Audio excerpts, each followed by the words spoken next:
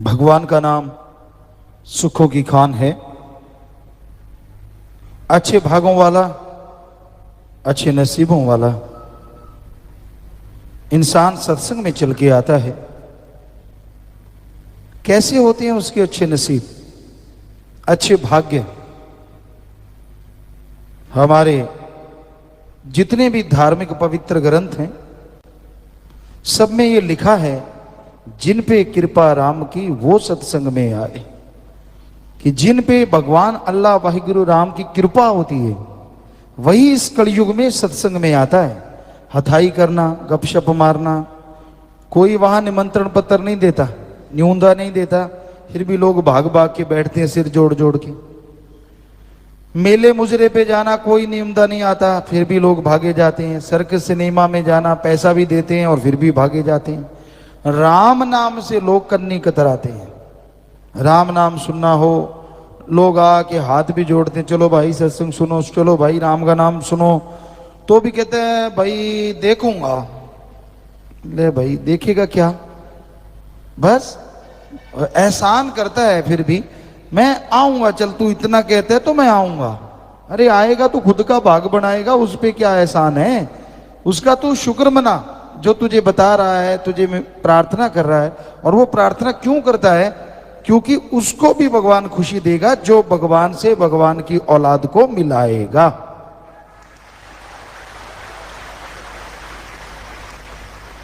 तो भागों वाले चल के आते हैं और सत्संग सुन के जो अमल किया करते हैं उनके और भाग्य बन जाया करते हैं। आमतौर पे कहा जाता है जो भाग्य में लिखा है वो ही मिलेगा, जो भगवान कहेगा वो ही मिलेगा।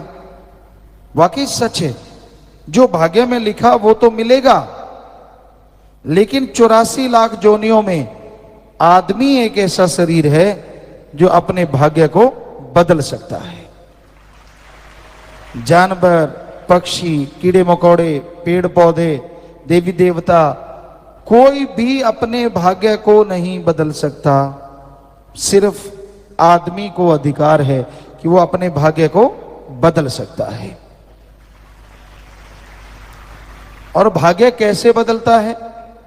आदमी सत्संग सुने, सुन के अमल करे, संत जो वचन कहें उनको माने तो भाग्य बदलता है। सिर्फ सुन के छोड़ देने से भाग्य नहीं बदलता। उसका पुण्य तो जरूर मिलेगा, आपकी आत्मा के खाते में जमा तो जरूर हो जाएगा, लेकिन ये नहीं है कि उससे आपका भाग्य बदल जाएगा। अगर आप भाग्य बदलवाना है, भाग्य बदलना चाहते हो, तो आपको संतों के वचन सुनने होंगे, सुन के फिर मानने होंगे। सुन के जो मानते हैं, सुन के जो अमल करते हैं, उनके ही भाग्य बदला करते हैं। संत ऐसा क्या कहते हैं जो मानना चाहिए? संत कहते हैं तेरा असली जो काम इस दुनिया में है वो है भगवान का नाम लेना। ओम हरि अल्लाह वाहिगुरु गॉड, खुदा रब ईश्वर प्रभु परमात्मा भगवान मालिक, अरबों नाम है जिसके, पर वो एक है। उसका नाम जपने के लिए हे इंसान, हे आदमी, तुझे भगवान ने यहां भेजा है, इस धरती पे भेजा है। क्या होगा भगवान का नाम जपने से? जीते जी गम दुख दर्द चिंताएं मिट जाएंगी और मरणोपरांत गम दुख दर्द सब दूर हो जाएंगे। गम दुख दर्द चिंताएं सब मिट जाती हैं, चिंता मुक्त हो जाता है आदमी। जीते जी मुक्ति मिले और मरणोपरांत मुक्ति मिले, इसी का नाम सच्चा मोक्ष। जीते जी गम दुख दर्द चिंता बीमारियों से, मरने के बाद आवागमन से। कोई आदमी कहे जी मैंने तो नाम लिया है, मेरे तो जीते जी बीमारियां तो खत्म हुई नहीं, टेंशन तो खत्म हुई नहीं, समस्याएं तो खत्म हुई नहीं। क्या तू घंटा सुबह शाम नाम जपता है? क्या तू संतों के वचनों पे अमल करता है? कर, लिख के गारंटी ले ले, जीते जी गम दुख दर्द चिंताएं सारी मिट जाएंगी। कहता नहीं, नाम नहीं जपा जाता, वो तो आप ही जपो। तो फिर कर्म भी आप ही भुगतो। बताओ क्या किया जाए। संत तरीका बताते हैं। डॉक्टर कहता है तेरा जख्म है, इसको इस मरहम लगा ठीक हो जाएगा। कहता नहीं, मरहम थे ही लगाओ। तो डॉक्टर मरहम लगाएगा, जख्म तेरा किया भर जासी भाई बोल। तो बात वही है कि राम नाम तो खुद को जपना पड़ेगा। जपोगे तो गम दुख दर्द चिंता परेशानियां जीते जी 100% खत्म होंगी और मरने के बाद मुक्ति मिलेगी, इसका आपको अंदर से भगवान यकीन दिला देंगे, आपको दिखा देंगे। तो यही जरूरी है, संत के वचन सुनो और अमल करो। जब तक जीव मानता नहीं, उसे वो खुशियां नहीं मिलती जिसका वो अधिकारी है। उसे वो भगवान के दर्शन नहीं होते जिसके करने का मालिक ने उसको हुक्म दिया है या शक्ति दी है। बाकी शरीर तो सहन ही नहीं कर सकते भगवान के नूरी स्वरूप को। एक मनुष्य शरीर है जो भगवान के नूरी स्वरूप को सहन कर सकता है, पर ये सुमरण करेगा तभी सहन करने के काबिल बनेगा, वरना ये भी सहन नहीं कर सकता उसके नूरी स्वरूप को। कई कह देते हैं ना, चलो हम तो नहीं देख सकते, भगवान ही दर्शन दे दे।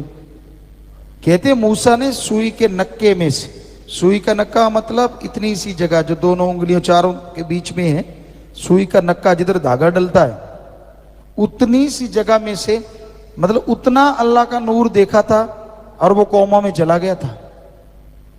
इतना ज्यादा नूर था, इतनी ज्यादा खुशी थी कि उसे झेल नहीं पाया। उसके बाद अल्लाह ने कहा इबादत किया कर, फिर तुझे नजारे दिखाऊंगा। फिर इबादत की, फिर नूरी स्वरूप नजर आया। तो लोग कहते भगवान तो है, उसको किसने रोका, वो दर्शन क्यों नहीं देता?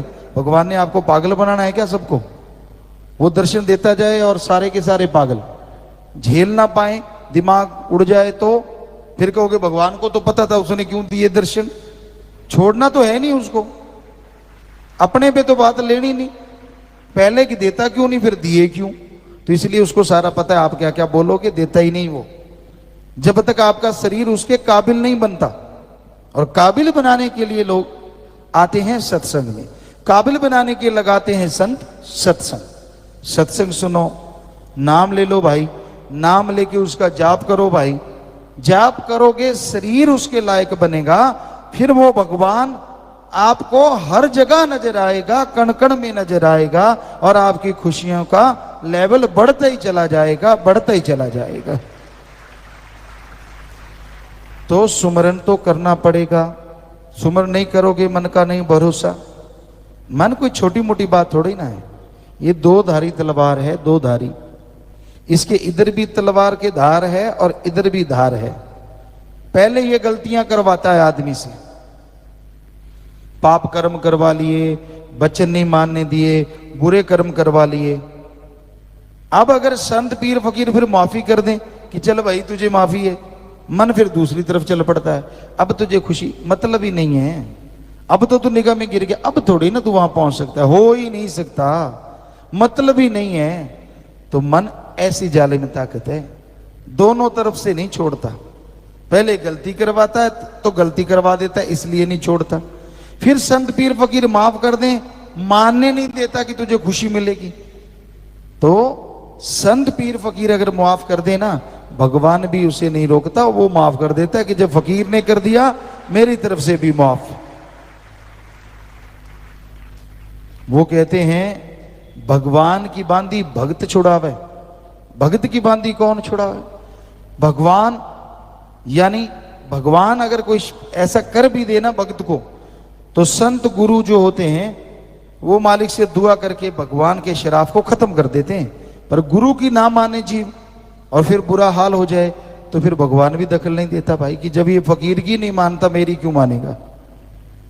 फकीर तो सामने नजर आता है, गुरु तो नजर आता है, भगवान तो नजर ही नहीं आता। तो इसलिए संतों की बात सुनो और अमल किया करो, ताकि आपके गम दुख दर्द चिंताएं परेशानियां मिट जाएं। वचनों पे चला करो।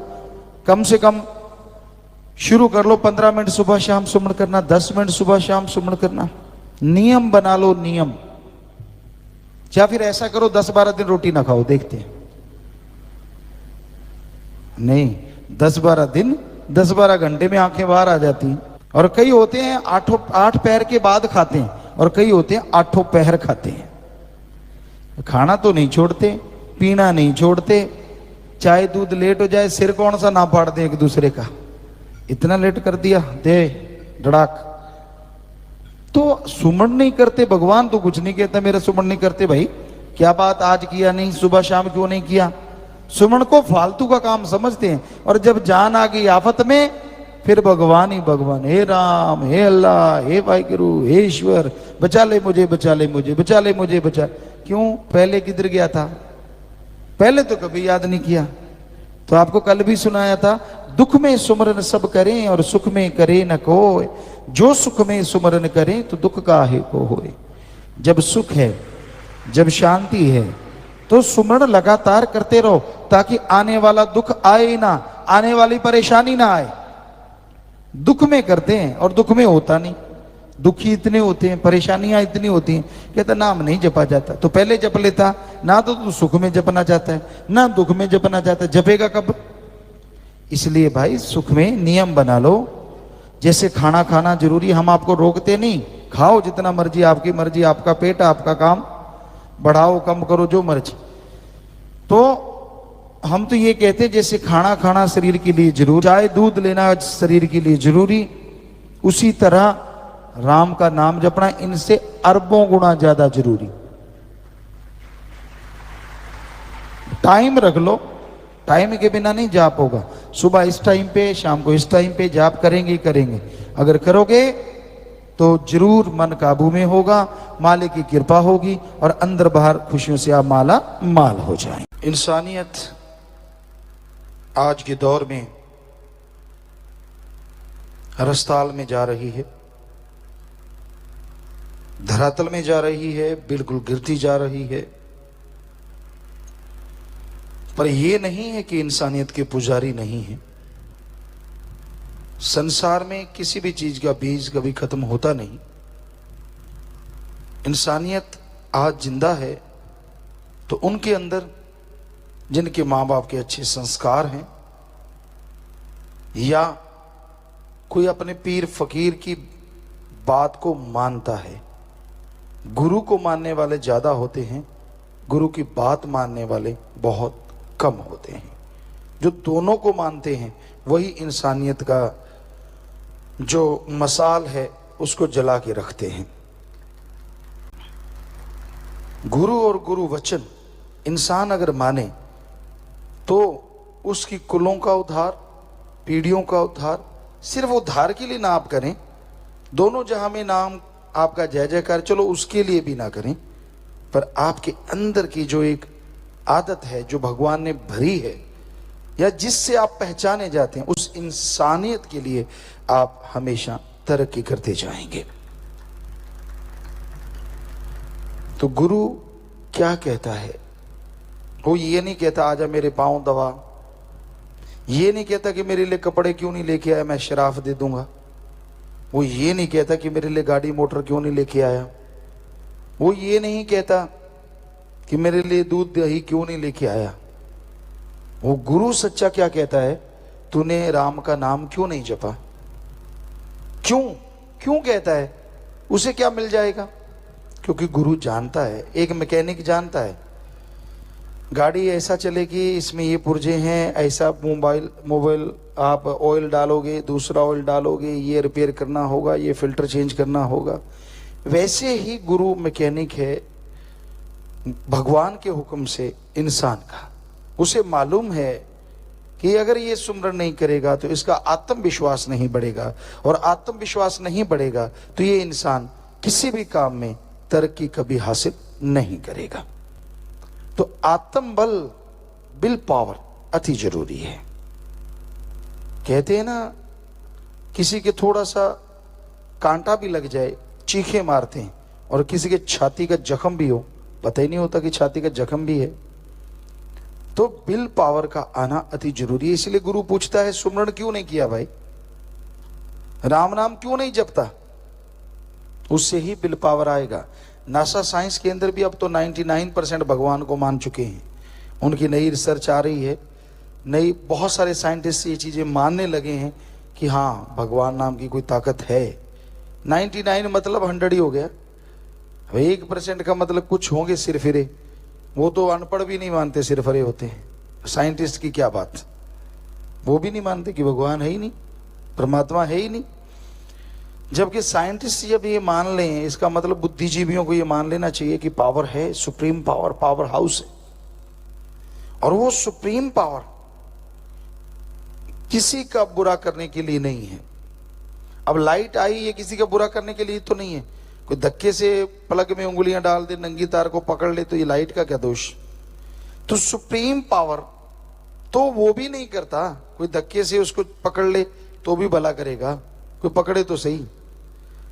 तो वो सुप्रीम पावर भगवान, अल्लाह, गॉड, खुदा, राम, ईश्वर, वो ऐसी शक्ति है, ऐसी ताकत है जो इंसान के हौसलों को बुलंद करती है, बीमारी का एहसास नहीं होने देती। एक होता है कि जरा सी बीमारी, वही चारपाई पे लेट के, एक होता है बड़ी बीमारी, क्या है, कुछ नहीं, परवाही कोई नहीं। तो वाकई माइंड ने ये सोच लिया, डॉक्टर मानते हैं, मनोवैज्ञानिक, कि जब आदमी ये मान लेता कुछ भी नहीं, तो समझ लो 70-80% कुछ भी नहीं, और रह गया 15-20%, थोड़ा ट्रीटमेंट करवा लो, उससे ठीक हो जाता है।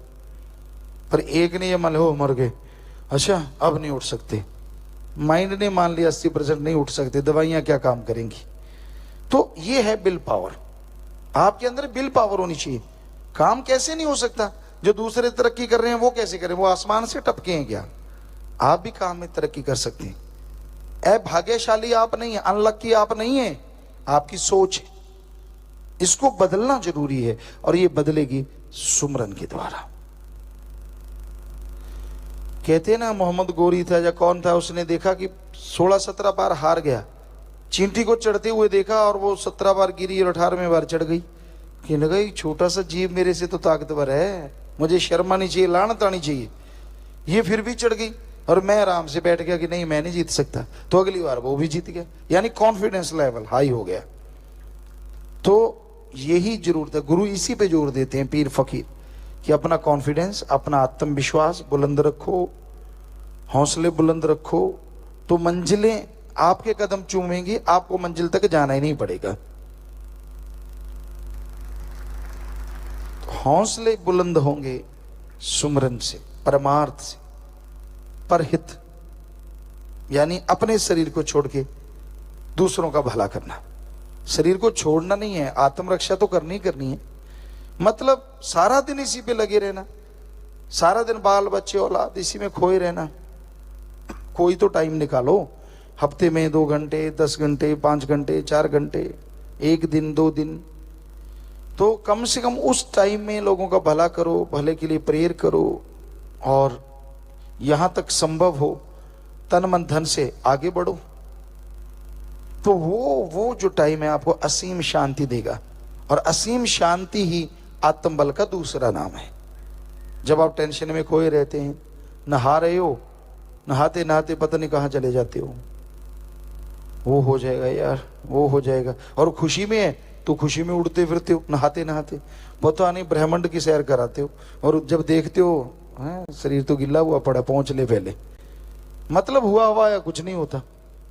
तो कहने का मतलब, अगर हम ये रोकते नहीं है आपको, बाथरूम सिंगर बनो, जो मर्जी बनो, लेकिन उस समय भी आपके हौसले बुलंद हो, यार अच्छा ही होगा, मालिक अच्छा करेंगे, वो बुरा कर ही नहीं सकते, कभी बुरा नहीं करते। ये आदमी अपने कर्मों की वजह से बुरा कर बैठता है, जैसे कर्म करोगे वैसा फल तो भोगना ही है। हाँ, कर्म आपसे हो गए बाई चांस, आप भोगना नहीं चाहते, तो गुरु इसीलिए तो बना है, और गुरु का काम क्या है, चलो आप बाई चांस जाने अनजाने में आपसे ऐसे कर्म हो गए जो भोगते समय भयानक होगा, पहाड़ होगा, तो आप राम का नाम जपो, परमार्थ करो, वो कंकर बन जाएगा। टेंशन ना लो, बस टेंशन छोड़ दो, जो होगा मालिक ने करना है, और जो मालिक के हो गए, मालिक उनका बाड़ बांका नहीं होने देता, ऐसी पावर है वो। पहले कहावत हुआ करती थी, कामा दे आके टग्गे नहीं मरते। बैल हल जोते थे और काग आते थे, उनको होता था यार ये मर जाए, इतना बड़ा है, चोंच मार मार के मांस खाएंगे, इधर उधर टपूसी मारते घूमते रहते, लेकिन उनके कहने से थोड़े ना बैल मरते। सो कुत्ते कितने भौंकते हैं, हाथी को कुछ होता है क्या? उसको कोई फर्क नहीं पड़ता। तो इसलिए जिनका आत्मविश्वास होगा वही हाथी बनेगा ना, वरना चूहा बन के बिल्ली में घुस जाते हैं। कोई जरा सी बात, ओए यार देखना अपना ना कि ना, अपने बचा के रखो, बस बिल्ली में घुस गए। तो कहने का मतलब हौसले बुलंद भी बोलने से नहीं होते, ये अंदर पावर होगी तो ही ना। बल्ब डिम जगेगा तो जगेगा, अगर पावर हाउस से पावर आएगी तभी तेज आएगा, तभी अंधेरा दूर होगा। अगर आत्मविश्वास तभी आएगा अगर आत्मविश्वास के कोई काम करोगे, पावर हाउस से जुड़ोगे तभी आत्मविश्वास आएगा। आपके कहने से कुछ नहीं होता। तो आप हमेशा सुमरन करें, भले कर्म करें, परमार्थ करें। कोई आपको क्या कह रहा है उसकी तरफ ध्यान ना दें, हाथी की माने तो चलते जाइए। यार आप जब सही कर रहे हैं, मेरा मौला तो देख रहा है, राम तो अल्लाह सतगुरु तो देख रहा है, किसी की क्या परवाह। ऐसे लोगों को टिच करके जानो, कोई परवाह नहीं, 2900 चले फिरते हैं, बस इतना ही काफी है।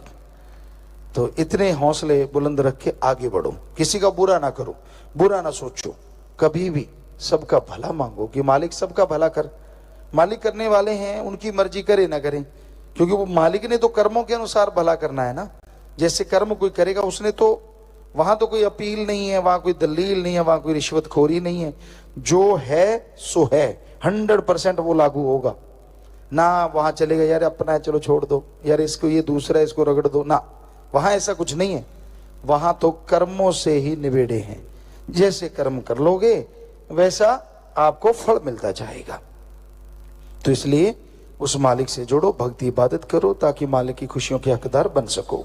इंसान सोचता है क्या वो भगवान कहीं नजर भी आता है या सिर्फ बातें ही बातें हैं? क्योंकि लोग कहते हैं जब तक न देखूं अपनी नैनी तब तक न मानो किसी की कहनी। कि जब तक मैं खुद महसूस नहीं कर लेता किसी के भी कहने से, मैं नहीं मानूंगा कि अल्लाह वाहिगुरु ओम हरि गॉड है। उसे पाने के लिए, उसे देखने के लिए आपको समय तो देना होगा। अगर आप ये कहें किसी डिग्री डिप्लोमे को नहीं मानता, डिग्रियां डिप्लोमे सब होते ही नहीं, ये तो फजूल की बातें हैं, तो साबित करने के लिए लोग आपको क्या कहेंगे? पहले पढ़ो, 1 बाय 1 जैसे जैसे आप स्टेप चढ़ते जाओगे, क्लासेस पास करते जाओगे, डिग्री डिप्लोमा भी कर पाओगे। तो उसी तरह संत पीर फकीर कहते हैं अगर अपने आंखों से देखना चाहते हो कि अल्लाह वाहिगुरु राम है, तो ना पैसा दो, ना धर्म छोड़ो, ना चढ़ावा देने की जरूरत, ना कपड़ों का रंग बदलना है, बस अपनी भावना को बदलना है, अपने विचारों को बदलना है, अंतःकरण का शुद्धिकरण करना है। जब आपके विचार शुद्ध होंगे, अंतःकरण शुद्ध होगा, तो आप मालिक की कृपा दृष्टि को ही नहीं पाएंगे, उसके दर्श दीदार भी कर पाएंगे। कर्म जोगी और ज्ञान जोगी हर इंसान को बनना पड़ता है अगर वो जीवन में खुशियां और सफलता चाहता है। जब तक कर्म जोगी नहीं, ज्ञान कहां से आएगा? क्योंकि कर्म से ही ज्ञान और ज्ञान से ही कर्म, दोनों एक दूसरे से बंधे हैं। जो ज्ञान जोगी होते हैं और कर्म जोगी हो जाएं, वो दुनिया में और मालिक की निगाह में हमेशा खुशियां हासिल करते हैं, तरक्की हासिल करते हैं। आपको ये ज्ञान है कि आप तैर के समुंदर पार कर सकते हैं, पर आप तैरना ना चाहें तो क्या समुंदर पार हो जाएगा? आपको ये ज्ञान है कि घी, दूध, बादाम, काजू सब में पावर होती है, अगर खाएं ना तो क्या पावर मिल जाएगी? तो किसी चीज का नॉलेज, ज्ञान होना काफी नहीं है, उस ज्ञान के अनुसार कर्म करना भी जरूरी है। जब तक उस ज्ञान के अनुसार कर्म नहीं करोगे, सफलता नहीं मिलेगी। और सभी धर्मों में दो ही बातें प्रधान है, कर्म जोगी बनो और ज्ञान जोगी बनो। संत खुद ऐसा बने।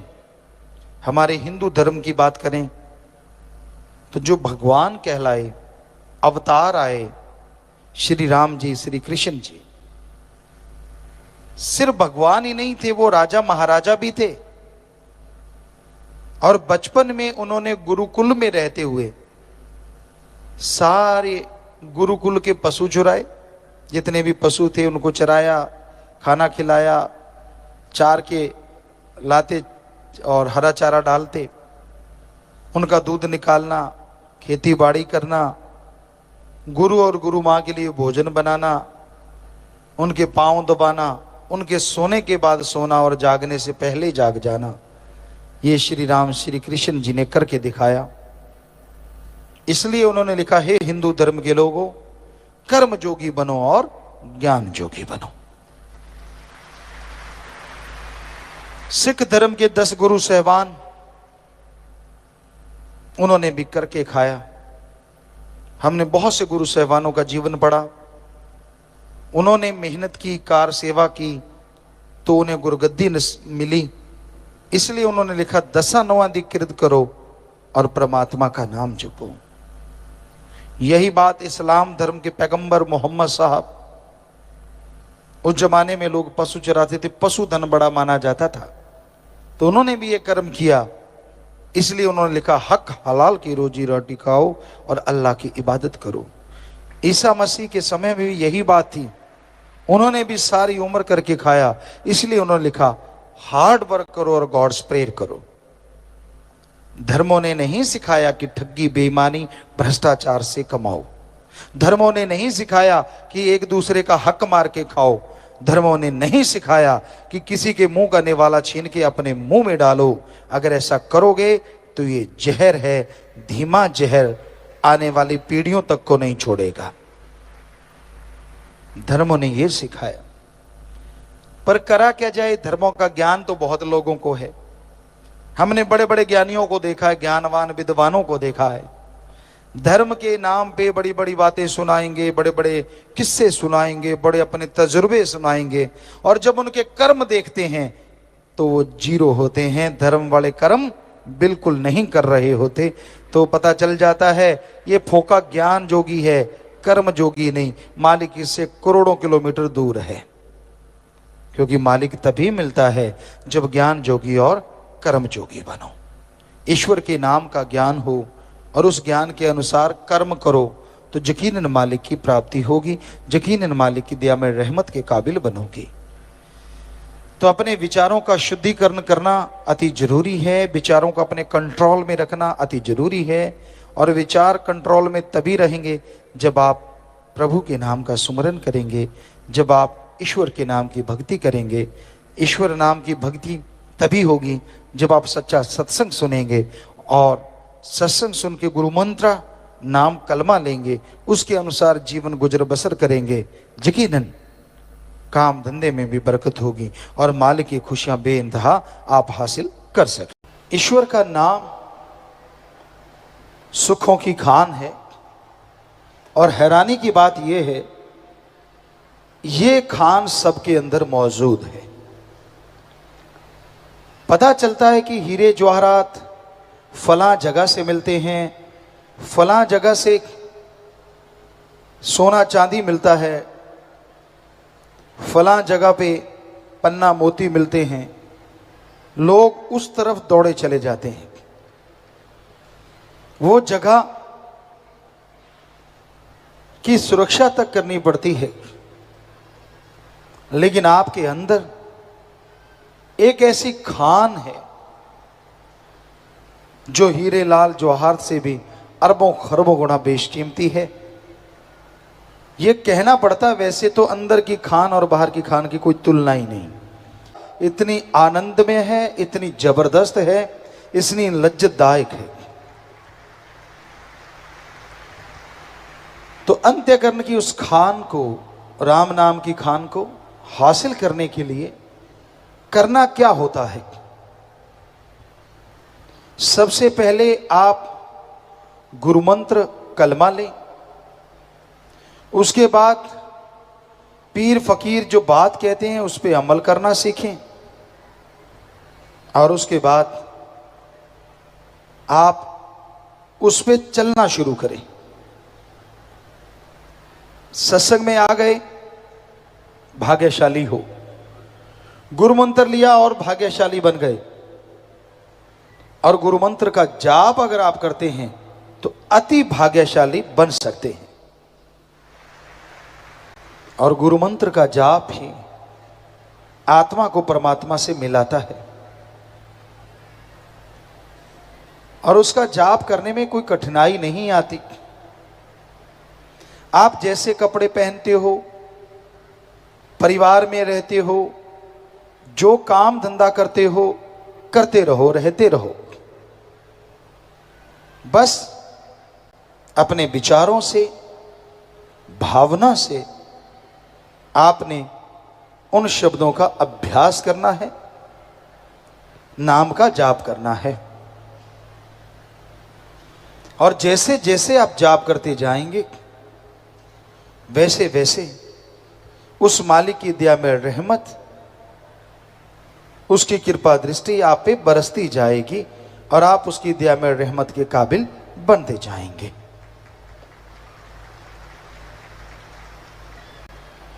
तो ये बहुत जरूरी बनता है कि आप इस घोर कलयुग में अगर परमानंद चाहते हैं, दिल का चैन, आत्मा का सुकून चाहते हैं, तो सेवा और सुमरन दोनों को अपना लो। सेवा से सुमरन में और तरक्की होती है और सुमरन से सेवा करने का दिल और करता है। जिस तरह कमल कीचड़ में खिलके एक जबरदस्त आभा बिखेरता है, वैसे ही काम वासना क्रोध लोभ मोह अहंकार मन माया के कीचड़ में सुमरन के द्वारा आपकी जीव आत्मा एक अलग आभा खिलाएगी, जिससे आपको और आपके परिवार को मस्ती छा जाएगी। सो अंत्यकरण का शुद्धिकरण, अपने विचारों का शुद्धिकरण अति जरूरी है। तो इसके लिए आप सेवा और सुमरन दोनों को पक्का अपना लें। जो सुमरन करते हैं बात बात पे भड़का नहीं करते। जो सुमरन करते हैं बात बात पे लोभ लालच में पड़ा नहीं करते। जो सुमरन करते हैं मोह ममता में रोया नहीं करते। सुमरन करते हैं विषय विकारों में खोया नहीं करते। सुमरन करते हैं उनका चेहरे पे अलग नूर होता है और अंदर एक सरूर होता है। उनको देख के खुशी आती है, पर वो अपनी मान बढ़ाई के चक्कर चलाया नहीं करते। जिन्हें गैवी खजाना मिल जाता है वो चुपचाप जितना रहते हैं हजम करते चले जाते हैं अंदर की खुशियों को। उनकी अंदर की खुशियां दिन दुगनी रात चौगनी उतनी ही बढ़ती चली जाती हैं, बढ़ती चली जाती हैं। इसलिए अपने इन तमाम खुशियों को कभी भी कम ना होने दें। ये खुशियां बाजार में नहीं मिलती। ये सुख आनंद की प्राप्ति किसी भी चीज से हासिल नहीं होती। इसलिए आप लोगों से गुजारिश, इस घोर कलयुग में सुमन का पल्ला कभी ना छोड़ें। मालिक का नाम सुखों की खान, मालिक का नाम इंसान को हर मुसीबत से निकाल लेता है। सच्चे सतगुरु का जो हो जाता है, सतगुरु अल्लाह वाहिगुरु राम से प्रार्थना करते हैं और सतगुरु के द्वारा वो आदमी मालिक का हो जाता है। और जिसका मालिक अल्लाह वाहिगुरु राम हो, उसे किस चीज का भय चिंता होती है? वो भय मुक्त होता है, चिंता मुक्त होता है। सो ओम कहो, अल्लाह कहो, वाहिगुरु कहो, गॉड कहो, वो आप सबके अंदर रहता है। उसे अंदर से हासिल करने के लिए विचारों को काबू करना जरूरी है। विचार बेलगाम घोड़े की तरह दौड़ते रहते हैं, दौड़ते रहते हैं। हम आपसे ये नहीं कहते कि विचार चले ना, विचार शून्य तो दिमाग कभी हो ही नहीं सकता। पर विचार अगर बुरे चलते हैं तो आपको टेंशन चिंता ज्यादा होती है, और विचार अगर अच्छे चलते हैं तो आप मालिक के नजदीक होते जाते हैं। तो बुरे विचारों को हटाना सेवा और सुमरण के अलावा संभव नहीं। आप सेवा करें, सुमरन करें तो बुरे विचारों से निजात मिल जाती है। इसलिए सेवा सुमरण करते रहो, भक्ति इबादत करते रहो। दुनिया में लोग आपको क्या कहते हैं उस तरफ ध्यान मत दीजिए। आपका एम, लक्ष्य प्रभु की खुशियां हासिल करना, आत्मा को बलवान बनाना है तो उसमें लगे रहिए।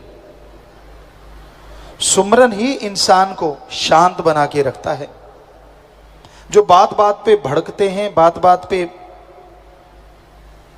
गुस्सा खा जाते हैं, बात बात जिनको समझ नहीं आया करती, वो सुमरन के खोखे हैं। वो सुमरन करते नहीं, दिखावा है। संत पीर फकीर कभी किसी को गलत नहीं कहते। जिसकी जैसी भावना तैसा ही फल दे। राम जो रोके बैठ के सबका मुजरा ले, तो फिर किसी बात की टेंशन किसी को होनी नहीं चाहिए। सुमरन कीजिए। जो आपने सेवा की, तन मन धन से परहित परमार्थ किया, हो ही नहीं सकता कि माल की दरगाह में मंजूर कबूल ना हो। 100% कबूल होता है, 100% मंजूर होता है। सो वचनों पे अमल करने से ही सच्चा सुख मिलता है। संत उस अल्लाह वाहिगुरु राम के वचन सुनाते हैं, और जो कोई मान लेता है वो सुखी रहता है, और जो नहीं मानते आखिर में दुखी परेशान रहते हैं। आप अपने विचारों का शुद्धिकरण कीजिए, ये बहुत जरूरी है। वरना विचारों का तूफान आपके ध्यान को अपने साथ बहा के ले जाएगा। आप सुमरन में बैठे होंगे और आपके विचार बाजार में घूम रहे होंगे। आप सुमरन में बैठे होंगे और आपके विचार आपको कहीं का नहीं छोड़ते। इसलिए विचारों को लगाम दीजिए, सेवा और सुमरन की। चाबुक मारिए राम नाम का। राम नाम का चाबुक ही इंसान को मन से बचाता है। मन माया जबरदस्त शक्तियां हैं। ये ऐसी ताकतें हैं जो बड़े बड़े ऋषि महर्षियों को भी भरमा लेती हैं। देव महादेव को भी छोड़ा नहीं करती, उनके पीछे लगी रहती हैं। क्योंकि धर्मों में आए त्रिलोकीनाथ एक है, और वो है काल महाकाल। उसने ही आगे देवी देवता भगवान के हुक्म से सारा सिस्टम बनाया है, इंसान के लिए, इंसान के फायदे के लिए। तो जो उनकी बात सुना करते हैं,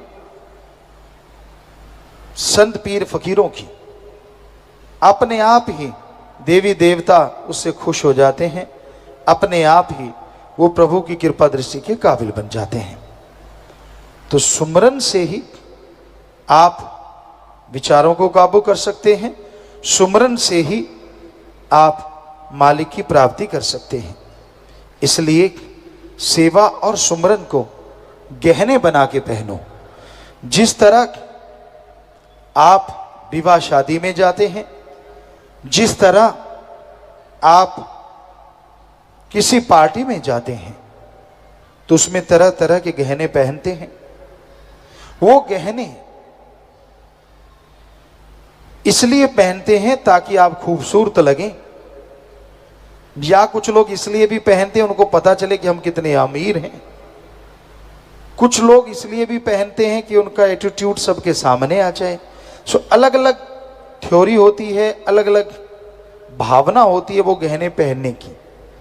लेकिन राम नाम के जो पुजारी होते हैं, अल्लाह वाहिगुरु गॉड खुदा रब से जो प्यार करते हैं, वो गहने पहनते हैं भक्ति के, सेवा के, दीनता नम्रता के। कोई दिखावा नहीं होता उन गहनों में, पर ये गहने उस परमपिता परमात्मा को लुभाते हैं, अपनी तरफ खींच लेते हैं। और जिसके ये गहने जितने ज्यादा पहने होते हैं उतना ही खसम पिया खुश हो जाता है।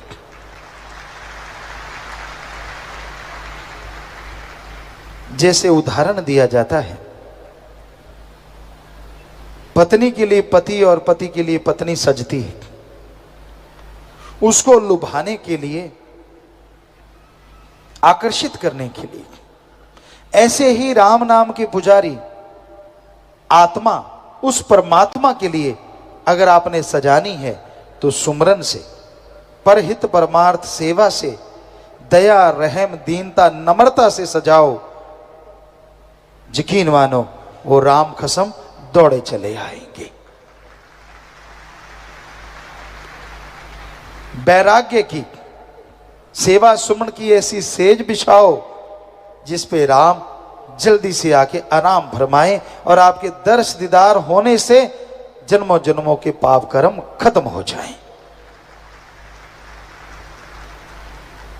पर राम नाम के पुजारी इस कलयुग में बहुत बहुत कम है। ज्यादातर लोग किसी न किसी निशाने के उलझे हुए हैं।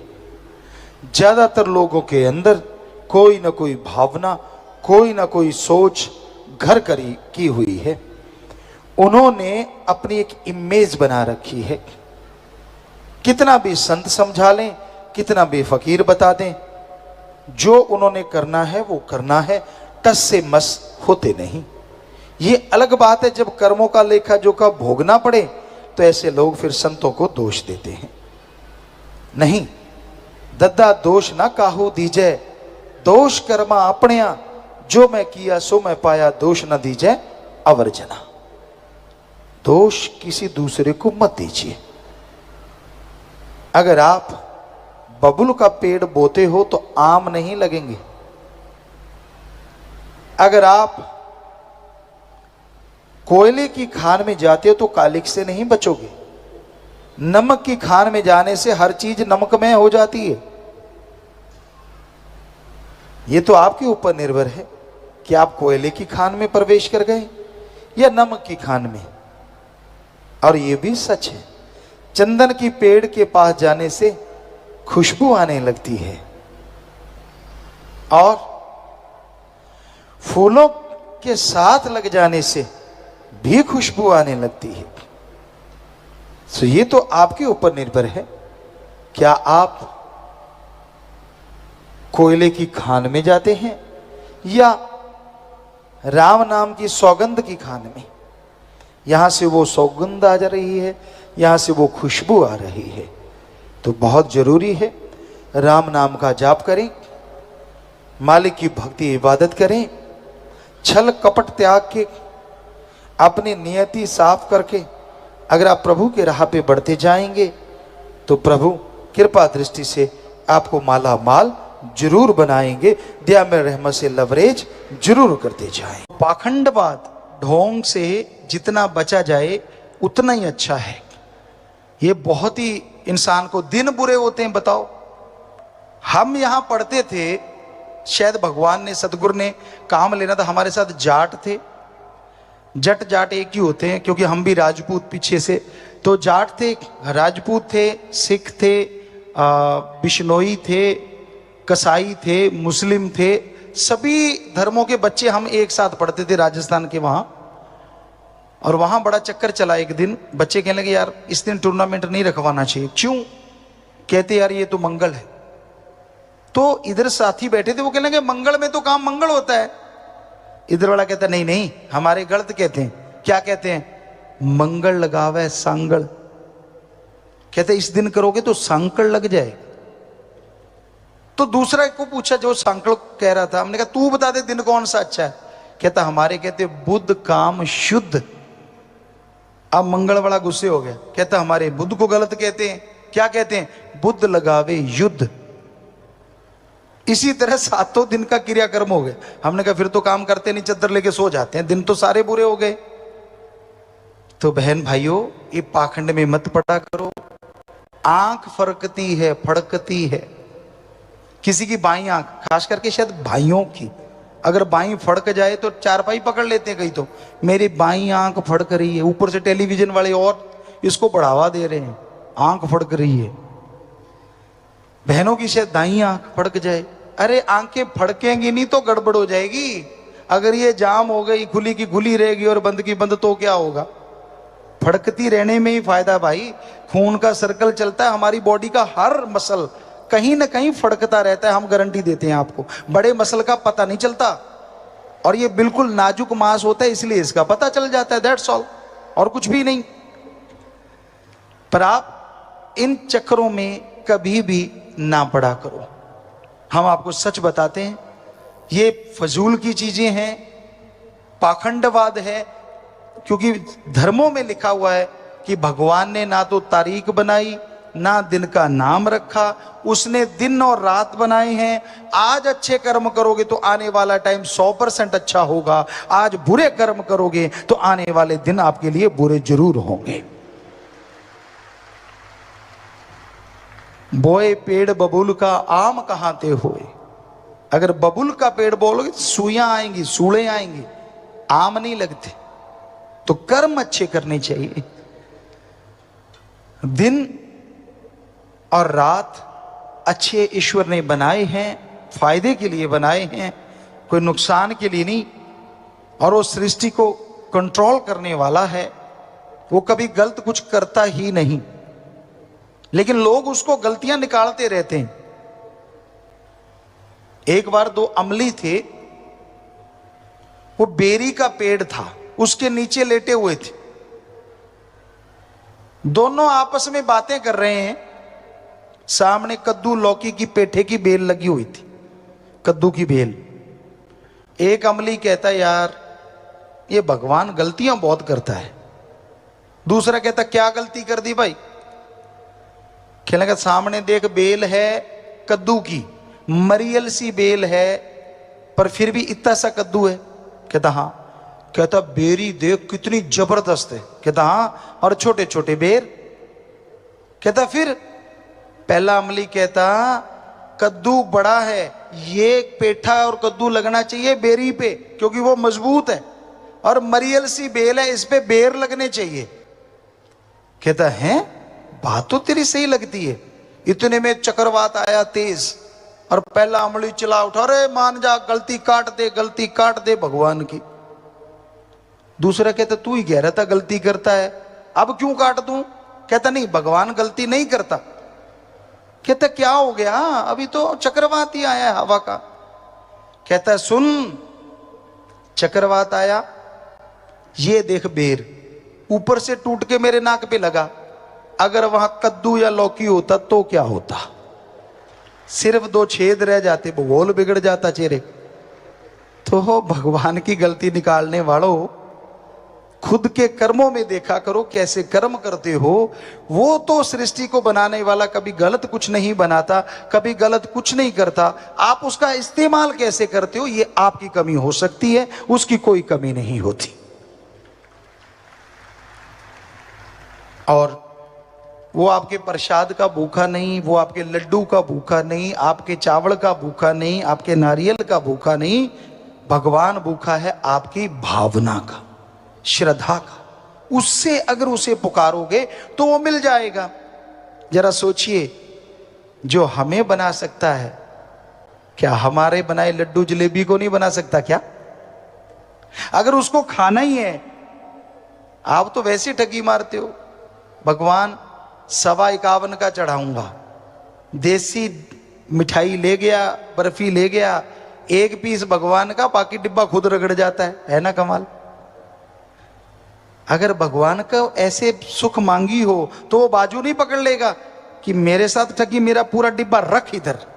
कभी बोला नहीं, क्योंकि वो तो कभी मांगता ही नहीं। तू ही कहता है तुझे दूंगा, खुद खा के कहता है तुझे दे दिया।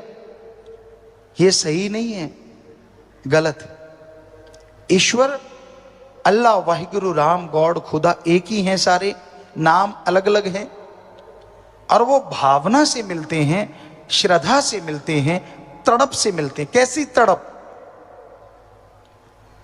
मालिक ना करे ऐसा हो, आपका बेटा हो, सैकड़ों किलोमीटर दूर हो, कहीं एक्सीडेंट हो जाए, दुर्घटना हो जाए, आप फोन करो नहीं पता चलता, तो बेअख्तियार यानी अपने आप आंखों से आंसू बहने लगते हैं, आप तड़प जाते हो कि मेरे बेटे को क्या हुआ। यह है श्रद्धा, भावना। जैसे आप अपने बेटे के लिए रुपए में 100 पैसा तड़प गए, ऐसी ही तड़प आप भगवान के लिए 10-15 पैसे तड़प जाओ, भगवान ना मिले तो हम आपको गारंटी देते हैं आप तो उसके लिए तड़पते ही नहीं। आप तो भगवान बेटा दे देना, इतने बदले में मैं दूंगा, ये काम कर देना, इतने मैं दूंगा। अरे श्रद्धा इसका नाम नहीं है। श्रद्धा भावना, अंदर से तड़प, अंदर से व्याकुलता होनी चाहिए, तो ईश्वर मिलता है, तो उसकी खुशियां मिलती हैं। तो इंसान को कभी पाखंडवाद, कभी ढोंग, कभी दिखावे में ना फंस के थोड़ा समय चलते बैठ के लेट के गुरु मंत्र, उसका नाम बाई नेम उसको पुकारो।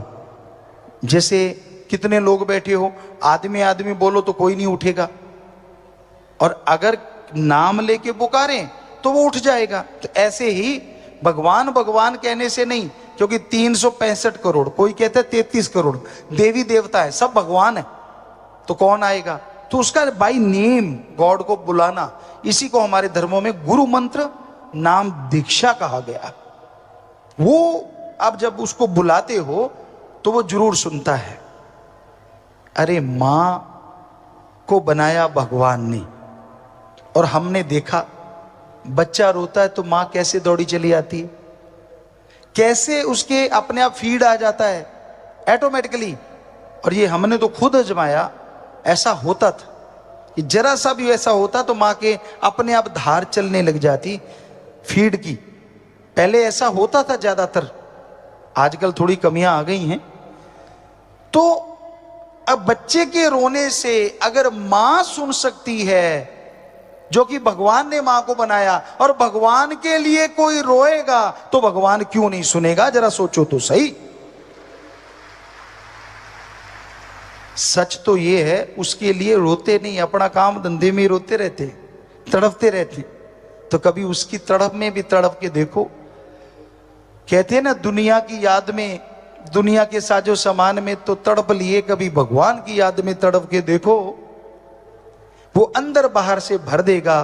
कभी सच्ची तड़प से उसको बुला के देखो।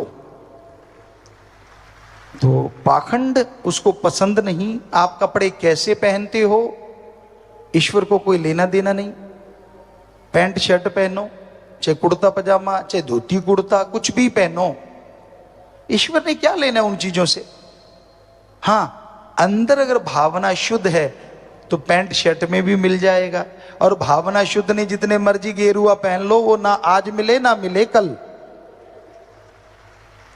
तो ईश्वर को पाने के लिए भावना शुद्ध